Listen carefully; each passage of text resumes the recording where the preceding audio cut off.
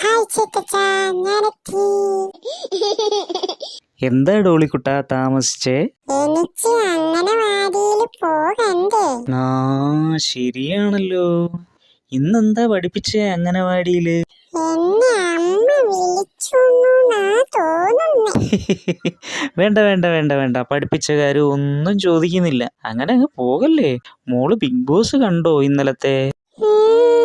പിന്നെ കണ്ടിട്ടാ വീട്ടിലെല്ലാരും ചാച്ചുന്നു.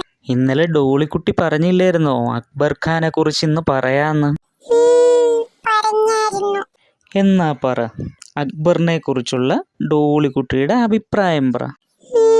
അക്ബറ് നല്ല പാട്ടുകാരനാ. പെട്ടെന്ന എല്ലാരെയും കുറിച്ച് പാട്ടുണ്ടാക്കുന്നെ. എനിക്കത് ഇഷ്ട. ശരിയാണല്ലോ.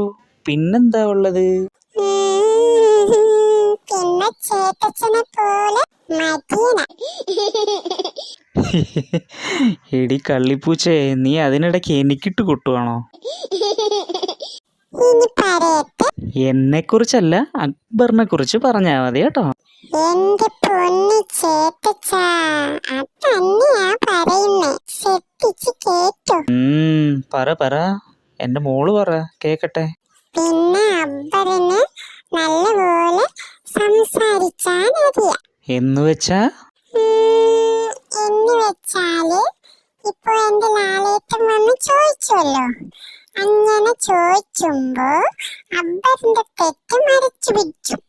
എന്നിട്ട് മറ്റേ ആൾക്കാരെ ചെറ്റിച്ചു കൊടുക്കും. മറ്റേ ആൾക്കാരെ ചെറ്റ് വ്യക്തമായി വിവരിച്ചു കൊടുക്കും.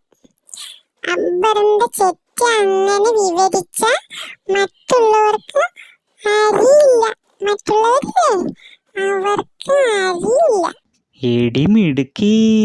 അതോ ലാലേട്ടന് അക്ബറിനോട് പ്രത്യേക ഇഷ്ടമുള്ള കൊണ്ടാണോ അക്ബറിനെ വഴക്കു പറയാത്തെ?